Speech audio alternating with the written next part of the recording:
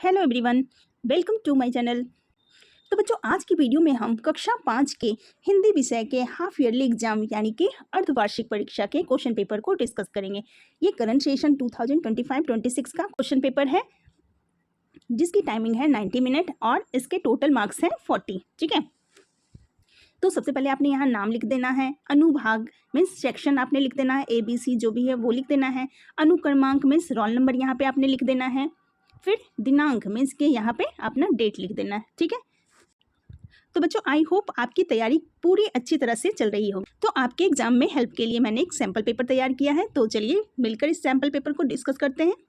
तो सबसे पहले है खंड क अपठित गद्यांश। ठीक है, निम्नलिखित गद्यांश को पढ़कर दिए गए प्रश्नों के उत्तर दीजिए। अब यहाँ पे गद्यांश दिया गया है, इसको पढ़ लेना है आपने और प्रश्नों के उत्तर देना है। तो चलिए साथ में पढ़ते हैं। कुछ लोग परिश्रम की अपेक्षा भाग्य को महत्व देते हैं। उनका कहना है कि जो भाग्य में होगा अवश्य मिलेगा, इसलिए दौड़ धूप करना व्यर्थ है। परंतु आलसी बनकर बैठे रहना और असफलता के लिए भाग्य को कोसना किसी प्रकार भी उचित नहीं। परिश्रम के बल पर मनुष्य भाग्य की रेखाओं को बदल सकता है। परिश्रमी व्यक्ति स्वावलंबी, ईमानदार और चरित्रवान होता है। परिश्रम के द्वारा ही मनुष्य अपने परिवार की, जाति की तथा राष्ट्र की उन्नति में सहयोग दे सकता है। अतः परिश्रम करने की प्रवृत्ति मनुष्य को विद्यार्थी जीवन से ही ग्रहण करनी चाहिए। ठीक है, तो ये थे आपके गद्यांश। अब नीचे कुछ प्रश्न दिए गए, उसके उत्तर देना है। प्रश्न है, कुछ लोग भाग्य को क्यों महत्व देते हैं? तो हमने अभी गद्यांश में पढ़ा, क्योंकि उनका कहना है कि जो भाग्य में होगा वही मिलेगा, दौड़ धूप करना व्यर्थ है। ठीक है, आलसी व्यक्ति असफल होने पर किसे दोष देते हैं? उत्तर लिखेंगे, वे असफल होने पर भाग्य को दोष देते हैं। अगला प्रश्न है, परिश्रमी व्यक्ति के 3 गुण लिखे। तो परिश्रमी व्यक्ति के 3 गुण हैं, आत्मनिर्भर, ईमानदार और चरित्रवान। ठीक है, ये तीनों गुण वाले व्यक्ति परिश्रमी होते हैं। अगला प्रश्न है, परिश्रम से मनुष्य किस किस की उन्नति में सहयोग दे सकता है? परिश्रम से मनुष्य अपने परिवार की, समाज की तथा राष्ट्र की उन्नति में सहयोग दे सकता है। ठीक है, अगला प्रश्न है, परिश्रम की आदत कब से डालनी चाहिए? तो परिश्रम की आदत विद्यार्थी जीवन से ही हमें डाल लेनी चाहिए। ठीक है, तो ये थे गद्यांश और उसके प्रश्न उत्तर। चलिए आगे चलते हैं। अगला है गद्य और पद। ठीक है, ये आपके बुक से क्वेश्चन दिए गए हैं।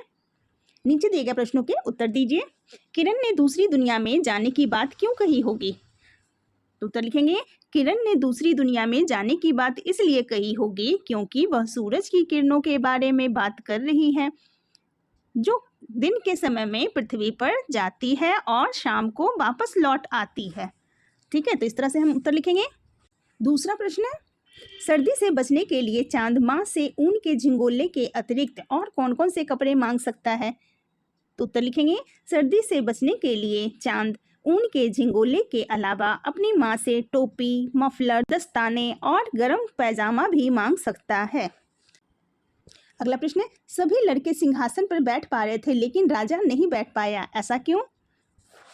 तो क्योंकि विक्रमादित्य का सिंहासन था वो, और वो न्याय की कुर्सी थी, जो केवल वही व्यक्ति बैठ सकता था जिसका मन साफ हो, ईमानदार हो और अहंकार से मुक्त हो। तो उत्तर लिखेंगे, राजा सिंहासन पर नहीं बैठ पाया क्योंकि विक्रमादित्य का सिंहासन एक न्याय की कुर्सी थी, जो केवल वही व्यक्ति बैठ सकता था जिसका मन साफ हो, ईमानदार और अहंकार से मुक्त हो। अगला प्रश्न है व्याकरण से, तीसरी मूर्ति भी उड़ गई, इस वाक्य के आधार पर प्रश्नों के उत्तर लिखिए। पहला प्रश्न है, इस वाक्य में संज्ञा शब्द कौन है? इसमें संज्ञा है मूर्ति। दूसरा है, कौन सा शब्द संज्ञा की विशेषता को बता रहा है? तो संज्ञा की विशेषता को बताने वाला हो गया विशेषण। तो विशेषण इसमें कौन है? तीसरी। मूर्ति कौन सी नंबर की है? तीसरी नंबर की, तो ये हो गया इसकी विशेषता। तो ये हो गया गुणवाचक विशेषण। ठीक है, तो यहाँ संज्ञा लिखेंगे, संज्ञा मूर्ति,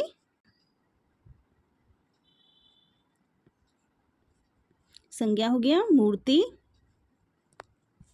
और विशेषण हो गया तीसरी।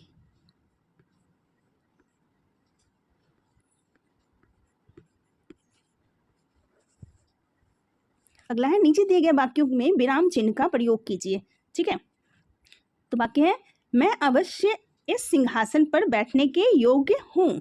यहाँ पे हम पूर्ण विराम लगा देंगे, तो ये हो गया विराम चिन्ह। अगला है, 2 पर्यायवाची शब्द लिखिए। आकाश का पर्यायवाची शब्द हो गया नभ, यहाँ लिखेंगे नभ,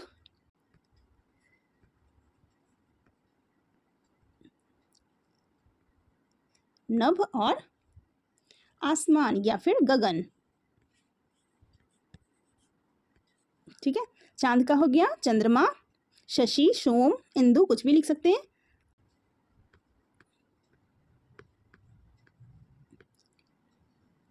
और सोम। ठीक है, अगला प्रश्न है विशेषण शब्द पहचान कर उनके नीचे रेखा खींचिए। तो विशेषण शब्द होता है जो संज्ञा की विशेषता को बताता है। ठीक है, तो एक दिन लड़कों का एक झुंड वहां खेल रहा था।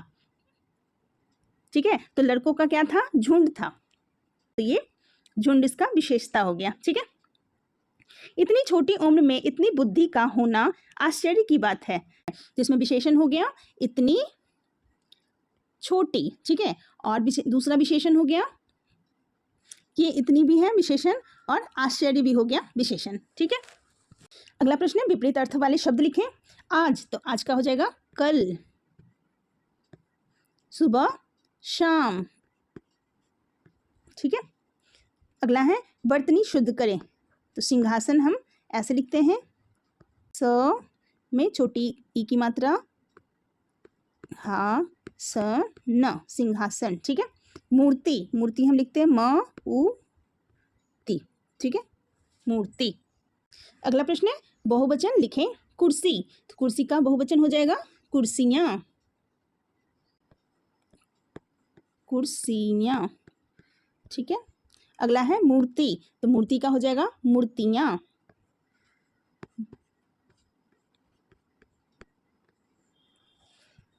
कुर्सी, तो कुर्सी में आपने कुछ नहीं करना है, यहाँ पे य की मात्रा लगा देना है। ठीक है, तो ये हो गया कुर्सियां। मूर्ति, मूर्ति में भी हमने या की मात्रा लगा देना है, य लिखना है, उसके ऊपर चंद्रबिंदी लगा देना है, तो हो गया ये मूर्तियां। ठीक है, दोनों में सेम करना है, या डालकर चंद्रबिंदी डाल देना है, तो ये बन गया इसका बहुवचन, कुर्सी, कुर्सियां, मूर्ति, मूर्तियां। अगला है निम्नलिखित शब्दों का वाक्य में प्रयोग करें। शोभा यात्रा, तो शोभा यात्रा का हम वाक्य बना लेंगे। आज मैं शोभा यात्रा में शामिल हुआ। आज मैं शोभा यात्रा में शामिल हुआ। ठीक है, इस तरह से वाक्य बना लेंगे। सजावट, सजावट में लिखेंगे मंदिर की सजावट बहुत सुंदर थी। मंदिर की सजावट बहुत सुंदर थी। ठीक है, इस तरह से वाक्य बना लेंगे। अगला है वाक्य को सही क्रम में लिखें। पड़ चली गाड़ी सड़क, ये वाक्य है जो उल्टा पुल्टा लिखा हुआ है, आपने सही क्रम में लिखना है, तो ये बन जाएगा सड़क पर गाड़ी चली। तो यहाँ लिख लेंगे सड़क पर गाड़ी चली। ठीक है, अगला है हूँ किताब पढ़ता मैं, तो हो जाएगा मैं किताब पढ़ता हूँ।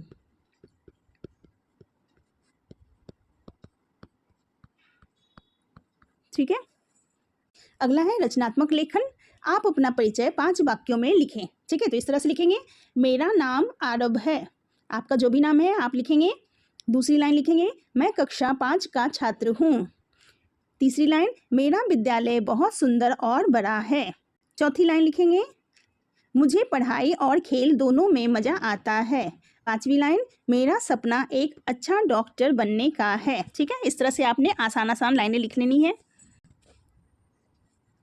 या फिर आपने स्वच्छता के महत्व विषय पर 5 वाक्यों का लेख लिखिए। ठीक है, तो इस तरह से हम लेख लिखेंगे। स्वच्छता से स्वास्थ्य अच्छा रहता है, गंदगी से बीमारियां फैलती है, हमें घर और विद्यालय साफ रखना चाहिए। स्वच्छता से मन प्रसन्न रहता है, स्वच्छ भारत ही स्वस्थ भारत है। ठीक है, इस तरह से आपने लाइनें लिख देनी है।